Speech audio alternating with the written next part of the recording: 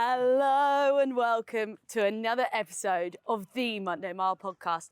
Today we're meeting with a man who is making big waves in the gay community. A former footballer turned HYROX athlete, he's become a role model by sharing his journey in coming out and has opened the doors to inspire other LGBTQ plus people. Yes. Jake Williamson. Thanks for having me. It's nice to see you after, 2 years?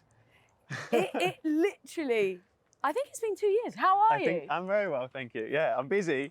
Life's kind of been a bit crazy, but yeah, I can't complain. Things have changed quite a lot.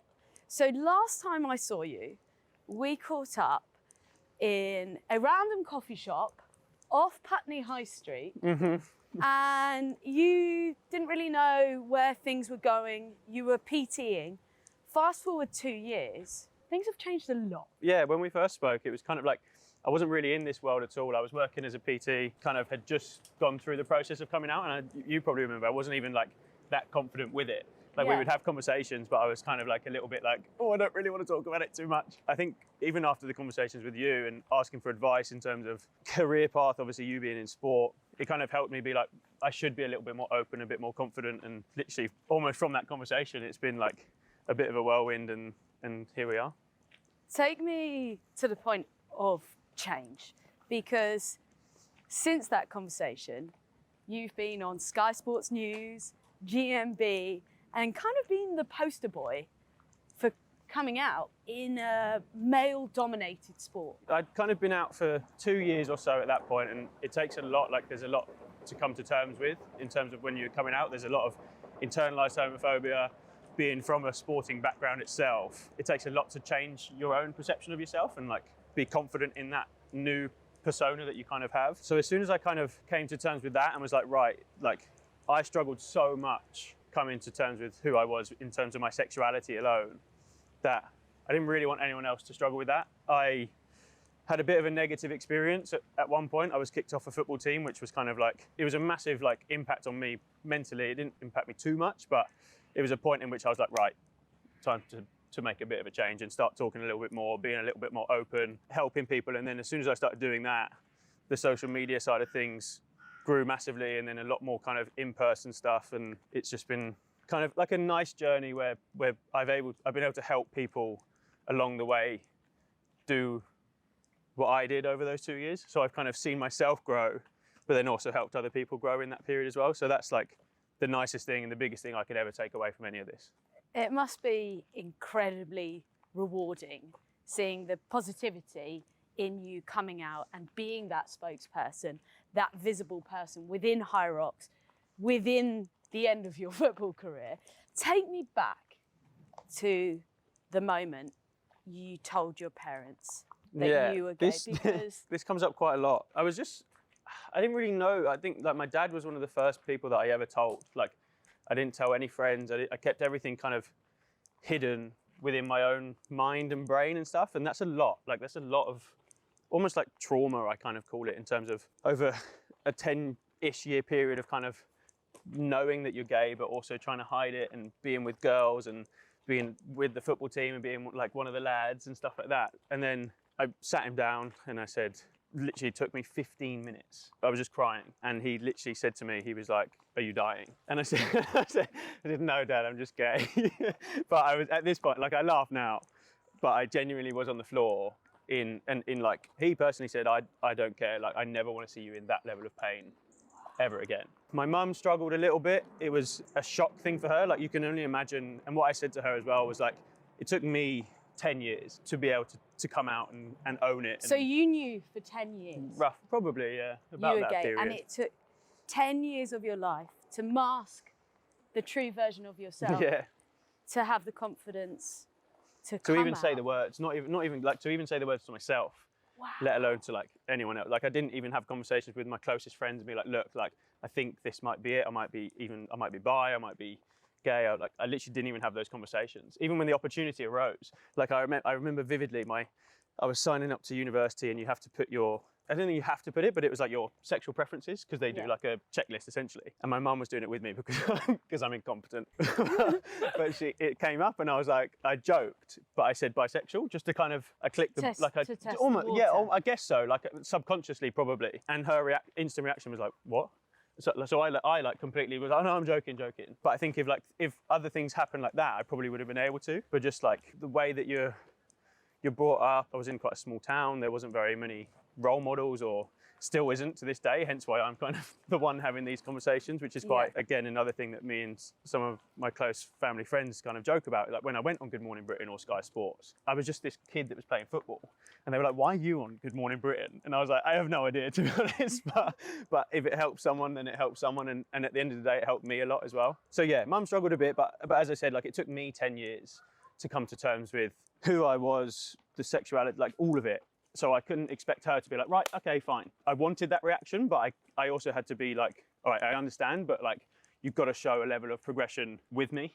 You've got to move. Yeah, with me. like I've otherwise been you'll lose honest. me. Yeah. Yeah. So like it took time, it did, but like now we're in a great position again, and I am like a bit of a mummy's boy anyway. So like to have that relationship and still have it is a lot for me, and very, very special. So yeah, something I didn't want to lose, but it was almost something that I kind of prepare people for as well. It's like, look, if you're in a position financially and in a relationship and in a position where you can be self-sufficient, then you've got to be prepared for that as well. Like it shouldn't be the case, but it's reality at the end of the day. If someone doesn't love you for who they are, like especially the person who birthed you and like cared for you, then you can't choose your family at the end of the day. Luckily, like everything worked out perfectly, but that's something that I do kind of have conversations with people about. It's something that you have to be ready for, which is difficult. But And times have changed, and the conversation is moving forward.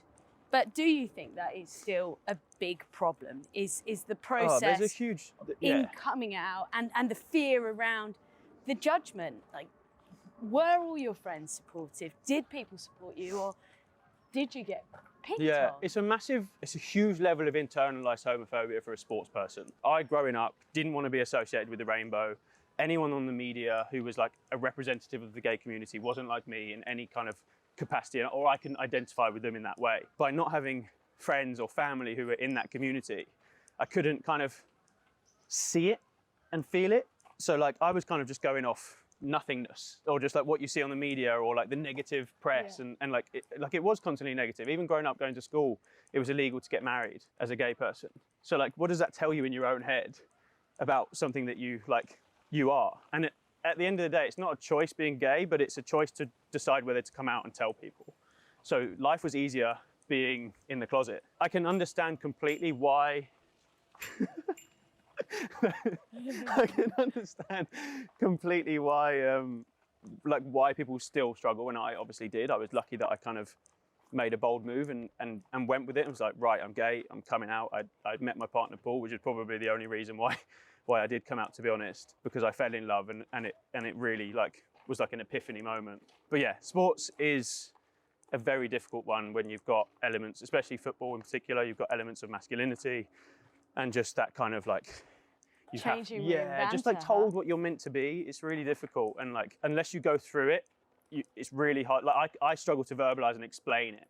So like it's really like unless you've been through the process, it's almost impossible to even kind of comprehend. So for someone that's maybe listening to this and they've experienced similar to you, they've been in the closet, they've discovered themselves, and they're debating opening the door to coming out, do you have 3 pieces of advice that you can give our listeners? Yeah, my biggest one is always basically don't do what I did and keep it all internally. Almost pick either a friend, or I always say to people, you can message me as well, just to kind of verbalize it and get it out to the world. So yeah, just start talking about it, get those emotions out, because as I said, when I spoke to my dad, that was 15 minutes of crying and like all the emotions of everything coming out. And then the same thing happened for the first 10 people I told anyway. Like I cried on the phone before I could even say the words. So that's my biggest piece of advice, is just try and start having a conversation around it, because like you'll very quickly realize that everyone's very supportive. Like I, apart from the one incident I had, like everyone close and even far has been just like so overwhelmingly supportive, which has been crazy. My second piece of advice is just like, is time heals. Like don't like it might feel like everything is, this is kind of everything in life, not even just about coming out, but like take your time with it. Time is like the biggest healer in terms of all wounds and things like that. So embrace and enjoy the journey of what you have to come, because it is great. And as soon as you can start to like really embrace being a gay man, like it's brilliant, and I want everyone to kind of feel that way. Thirdly, kind of similar, but just like learn to enjoy it, like go out and meet different people and embrace the culture. Like I personally, as I touched on a little bit, like I didn't feel like I fit into the rainbow. And like why is that? I think the media and the role model side of things, like there's no like, not like I want any more additions to the flags, because there's a lot of things going on. That was quite a mouthful to get that out. but I just think, yeah, there's no real like sports element of what the flag kind of represents, in my opinion anyways, or like what you perceive anyway. I think it does fit, and that's what I'm trying to do, is kind of bridge those gaps and allow people to kind of be under this umbrella and fit into a community of gay people, because Can we've all I been ask through you it. something? I'm going to interrupt. Before you came out and the stereotypes, what would you perceive a gay man as based on the stereotypes in the media? Yeah, it's a difficult one, and it's hard to say because it's not a negative thing in any way. It just wasn't me. Yeah. If that makes sense. I feel like I could probably sometimes get in trouble and be like, as a gay man, and when people say like, oh, that's so gay, it's often an insult as to someone who's a little bit softer, a little bit more feminine, more towards like the cross-dressing or drag queen element. So for me, I was like, well, I play football, I'm a lad. Like, how can I be that? And you kind of stereotypically look like I am a bit of a lad. A pretty lad at that. Thank you, yeah. So a big part of what you're doing is, say, maybe opening the doors to the maybe more masculine side and the sporty side. Yeah, I think so, and not even like I don't even need to like narrow it that much. It's kind of just embracing who you are in a world where there's a lot of negativity, but like when you do celebrate who you are sexually, it's really nice. And I do talk about that side of things on my social media as well, because it's something that people, one, don't often do, but two, the education was never there for me at a young point. So there's obviously big stigmas around sexually transmitted diseases, obviously being a gay man, the AIDS situation, which I luckily didn't kind of grow up in, but it still had the aftermath for me growing up. So things like that, and just allowing people to kind of embrace who they are as a human being. So yeah, it's been fun. It's a fun journey, and I enjoy people asking some of the questions that they do when I do my little sex education pieces along the way. I think that's really valuable and important, because I don't think there is enough sex education in schools. Do you find you get a lot of engagement when you open up? It's my most engaged video ever. So I normally just do it on my, like, as a story, but it was one where I kind of looked back at it and I thought, yes, it's kind of got like a jokey element to it, but at the end of the day, like, it's a piece of information that I really would have needed when I was kind of going through that process and like breaking down those other stigmas and barriers of having sex. Like, yes, it's weird. Like, you can be a gay man, but you can still kind of be like, not put off by having sex with a man, but it's still a little bit like taboo, if that makes sense. Like, it's quite hard to explain. Can you divulge a little further? Because obviously as a straight female, my eyes and ears aren't open to that, and I don't know. People don't know, and it isn't spoken about enough.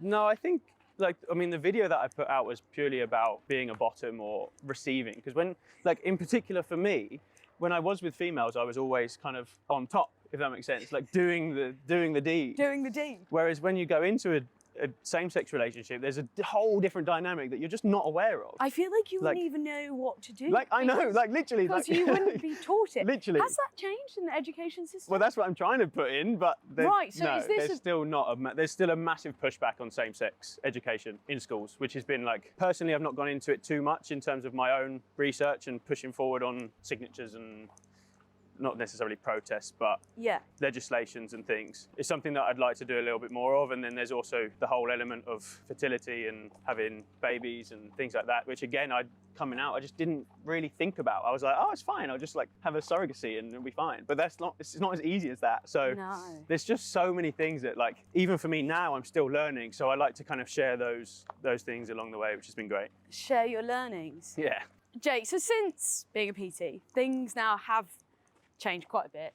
You're online, you've got an incredible presence, but you're also now a full-time athlete, as well as king of social media. Yeah, I try and dabble in a bit of everything. I'm probably jack of all trades, master of none, to be honest. But HYROX came at a perfect time for me. I'd kind of stopped playing football or chasing the dream of playing football anyway. To be honest, in reality, I probably wouldn't have ever made it in like the big worlds, but as a kid and a dreamer, I always thought that it was a chance, and I still sometimes do. When I go to sleep, I'm like, oh, it'd be nice to play football. Dab hand at that, dab hand at that. Yeah. We'll park that to the side. But yes, the HYROX world came at a perfect time for me. I was going through this kind of weird phase of having that process of coming out, not really sure, again, literally as the conversation, pretty much after the conversation we had that we touched on at the beginning, I was like working as a PT, wasn't really sure what I wanted to do. And then someone sent me a video of HYROX and said, oh, this is a new sport. It's like just come out. It's meant to be epic, blah, blah, blah, blah, blah. And I was like, oh yeah, it looks pretty cool. Like, I'm sure it's just another like, almost like fad kind of fitness thing. And I was training for London Marathon at that point. And I was like, okay, I'll have a look after London. Did London Marathon and then was like, right, when's the next event? I looked on and the next one was Barcelona a couple of weeks down the line, and I thought, I said to Paul, fancy a trip to Barcelona? And he was like, yeah, why not? So I went out there. I'd always kind of trained in that kind of modality of like strength, running, football. So I was always quite the runner and quite the lifter, but kind of not quite beating the runners and not quite beating the lifters. So this hybrid fitness was like, oh, this kind of works. The ultimate all-round. Yeah, I was like, oh, this is perfect. So I went to Barcelona and I ran my first ever race. I just went into the pro category, which is like the hardest one because I'm an idiot. But I won it and I was like, oh, this is fun. So because I'm an idiot and I won it. I don't think there's anything idiotic about that. Since then, I kind of got the bug. And luckily for me, it's kind of grown and I've grown with it. So we touch on the inclusive element, and that's something that I can take away as almost like hopefully a legacy thing of like being at the top of the game within the HYROX space. We just won World Championships relay in Nice, which was just crazy. But then also being an openly gay athlete. Yeah. So like setting that precedent from early on is just like, yeah, and what? So yeah, that was really cool. And what? I'm the best and I'm gay. Yeah. Let me fly the flag. Yeah, and then the Olympics and everything with all the gay athletes. It's just been like a nice couple of months of gay excellence and hopefully making everyone proud around the gay community in sport. Such a thrive in positivity, and you are without doubt living proof of that. You've got a top on, BTND. Yeah. Talk to us about that and what you're doing. So this is my little baby. This is kind of more of a tangible element. Obviously I have an online presence, but when having conversations with the people around me, I was like, look, I'm doing a lot like online, but I'm not really giving too much back other than like the charity work that I do with Stonewall and a few other bits. But I was like, I need a little bit more. The letters BTND actually came from, well, it stands for Better the Next Day. I'll turn around so they I can see. absolutely love this. The words actually came from when me and my partner Paul would have food the next day. When I was working as PT, he works in sport as well. We were kind of like ships in the night. So like we'd see each other, but just not like that much. So a little thing that we used to do is just, if we had food the next day, like a lasagna or something, it would just be a way to check in, and we'd text at lunchtime and be like, BTND. But then it evolved into a bit more than that. And it was like a mindset thing. And so like a mental, physical, what are you doing that's gonna make yourself better the next day? So eating a lasagna made you better the next day? No, not so much, but you know, when it like marinates and it tastes better.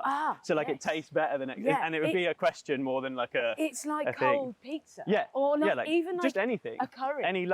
Curry, pizza, but it would just be a way to check in and then it was nice. You can also frame that as like if you did a lovely yoga session, had a great catch up, and like it fits everything. It's one of those now. It kind of fits everything. Better the next day. So sport, well-being, like even just talking about being gay, like everything kind of fits. So it's a mindset and a way that you're going to take on.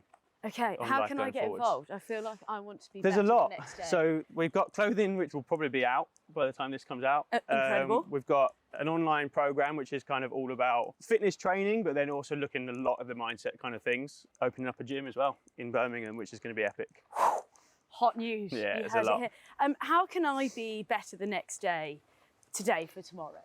Have you got any tips for our listeners? I think it's very personal. For example, on Friday, like it doesn't happen very often, but I had essentially a panic attack. And I was like, firstly, why has this happened? Just a lot of stresses, opening up the gym, lots of other things. But then I was like, right, now I know, what am I gonna do that's gonna make me feel better? What are the things that do make me check in and go, right, exercise is one. Have I been slacking? Probably, because I've had lots on. Good food and good company. Have I been slacking? Yes, I've good company. I've put myself in a bit of a hole in terms of just like working too much. Yeah. where I've not been checking in with Paul. Paul's been at like a cricket festival for 3 days. So just all those little things that I know are going to make me feel better, I then go back and do them. And then, so it's personal for you. So yours might be going and getting a snowboard session in, or doing a good, like doing podcasts, doing it really well and having a good day of work, like things like that, lots of different things. So it's very personal to you. For me, it's about incredible conversation. Well, there you go. You're going to feel better tomorrow, aren't you? Instantly. Yeah, we're making ourselves better the next day. I always. love it. Talk to me a little bit about your partnership with Instagram, because this is very exciting. Yeah, this was something that I didn't really expect, or like still a bit mind-blowing, but we had a conversation and they've got this program called Athletes for Purpose, and it's kind of like the epitome of what I'm trying to create. And they came to me and was like, right, we love what you kind of represent and who you are. We want to not elevate my story as much, but kind of help elevate the stories of gay athletes. So it's about doing things like this to have the conversation so that the mainstream can hear it, so it's not just my audience. And then lots of other things, so having conversations with other athletes and just people alike around their stories, and talking about what they do and who they are and kind of the journeys that they've been on, because everyone's story is different, although it kind of aligns. There's a lot of different stories that lots of different people can learn from. And then just being there to support me in the next couple of weeks and hopefully years of what's going to be like a great journey, and will hopefully help thousands and thousands of people come to terms with who they are. So it's quite a nice organic partnership. Like it's not really like nothing's like, oh, you need to do this or you need to do this. It's just like celebration of sexuality within sport, which we need more of. It just works really well. It's really nice. Jake, that is so incredible. How powerful that you are in a position currently, and not only are you chasing your own dreams through your performance, through Better Next Day, but the sphere of influence and the circle of people you're helping along that journey, it must be so rewarding. Do you ever pinch yourself?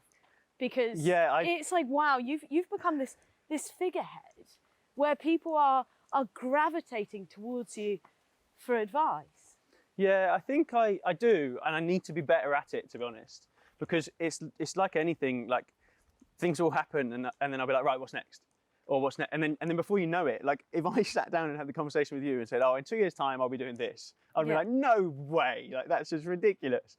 And then now I'm like, right, what can I do now? How can I help this amount of people, or do this with this, or win HYROX, or be the best? And it's one of those where it happens kind of gradually that you almost kind of forget to look back. It's a fine balance, so you got to keep looking forwards, but also you got to remember and stay grounded and be like, look, I've been in this position, I've been through all of these moments, and it was so difficult for me that I'm now here, so I can then help other people go from here to here. So it is a bit crazy sometimes, and I'm like, why me? But then you also have to be, own it. Yeah, like you can't have a massive level of imposter syndrome, otherwise you can't really help. So I've helped myself, but now I can continue to help myself, obviously, because without that, then you struggle to do the other things. But the partnerships and things like that have kind of really helped solidify who I am and the confidence in myself to then really push on with all the other projects and things that I'm doing along the way. So it's been pretty cool, yeah.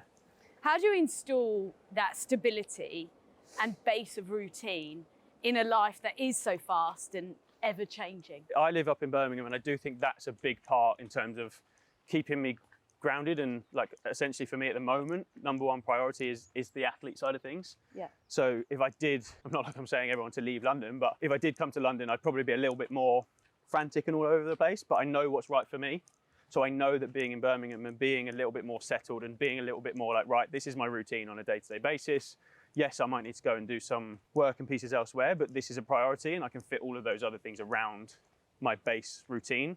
And routine is probably like the biggest thing that helps you keep stable and sane at the end of the day. Yeah, I feel like so many people can connect to that, especially in the freelance space where life is ever changing. You've just got to find that one hook that you can commit to that gives you that purpose within the day, and that element of control. Yeah, and then everything else control's the key word, just rolls around it. Yeah. And then you can be fluid in not only your decisions but your movements. Yeah. So for me today, for example, that was a run. Control the controllables, and that was the time I got up to be accountable to myself. Yeah, and it can be so basic as to that as well, can't it? And then you just flow. Jake, what's your relationship like with Monday? And has it changed since your life has changed? Yeah, sometimes I don't even know if it's a Monday or not. What day is it today? I have no. We won't tell them. I have no. We're recording this on I think it's Tuesday. I have no idea. Yeah, It's Tuesday. sometimes it is difficult when you're not like set routine. I think I put something up the other day and was like, oh, happy Friday, and it was actually Thursday, and I was like, oh, awkward. But no, yeah, I like Monday always has its kind of. I think it's pretty good. Like I kind of see it as like, right, fresh start, new week. What are we hitting with like real intention? I think now in particular, like. Even today, I said to you, I was like, with my workout this morning, like I didn't feel like I kind of did it with enough like intention. Like it wasn't like purposeful. When I am set in my own environment, like everything is done. Even if it's like a small bit of work throughout the day and I only have like a little bit on, if I do it with enough intention and I do it well and I've set my routine up for the week, then I'm set. And I'm buzzing. And then again, as you say, everything's kind of fluid around that. Sometimes it's okay also not to hit everything with intention. For example, my run today, I knew I was snowboarding today, walking a mile, playing paddle tennis. It was a busy day. So sometimes I think you can go, hey, I'm going to lace back a bit and I'm just going to grease the groove. We're just going to get through it. I agree, but then I still feel like those kind of relaxation periods, I still think I do them with like I intentionally have those periods, if that makes sense. Power. Yeah, like I'm in so much control. Yeah. that I'm even controlling my downtime. No, how slow but I am. I agree. But I even like with that, like rest days and things like that, where it can be full on, and I really want to train, but I'm like, right, strip that back and actually have that. Strip that back and have a lasagna that's 2 days old. Yeah, that's better the next day. Yeah. And lastly, Jake, do you have any life mottos or quotes that you can share with our listeners that will hopefully inspire them to follow their own journey or own path in becoming the truest version of themselves? I have a quote that I always have written down from when I was coming out, and it was, the fear of losing is more powerful than the prospect of gains. And I was so scared of losing who I was and family and things like that by coming out that I was like, I didn't embrace the things that I would gain from that decision and that choice.